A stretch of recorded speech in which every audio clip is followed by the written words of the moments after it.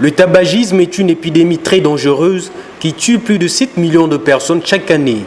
C'est ce qu'a rappelé le professeur Patrick Chamba, président de l'Association congolaise de contrôle de tabac, qui est une organisation de la société civile travaillant en partenariat avec le Programme national de lutte contre la toxicomanie et l'Organisation mondiale de la santé OMS. Il est de notre responsabilité de rappeler, notamment au monde, la dangerosité de l'épidémie du tabagisme, parce que le tabagisme tue plus de 7 millions de personnes par an chaque année. Et donc vous voyez que c'est une épidémie qui est très dangereuse, d'ailleurs pour laquelle l'OMS a mis en place une convention cadre pour la lutte anti-tabac. Donc je suis aussi d'avis que le problème du tabagisme n'est pas simplement lors de la journée mondiale sans tabac.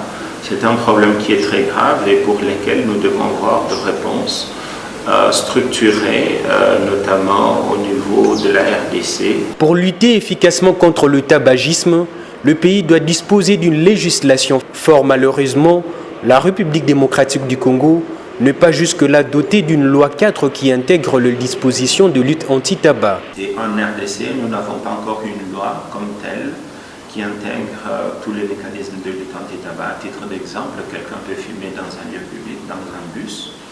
Vous savez que la fumée secondaire, c'est-à-dire la fumée qui est dégagée par quelqu'un qui fume, cette fumée elle est dangereuse pour le non-fumeur.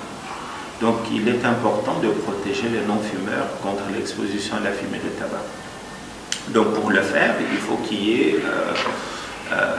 un cadre réglementaire et législatif capable de le faire. Donc, tout en s'inscrivant dans la logique de la Convention cadre de l'OMS pour la lutte anti-tabac, qui affirme l'importance de stratégies de réduction de la demande au même titre que la réduction de l'offre, l'Alliance congolaise de contrôle de tabac reste déterminée à accompagner le gouvernement et l'OMS en vue de limiter la propagation de cette épidémie que le tabagisme et de décourager les consommateurs en faisant des alertes sur des effets nocifs du tabac dans le corps humain.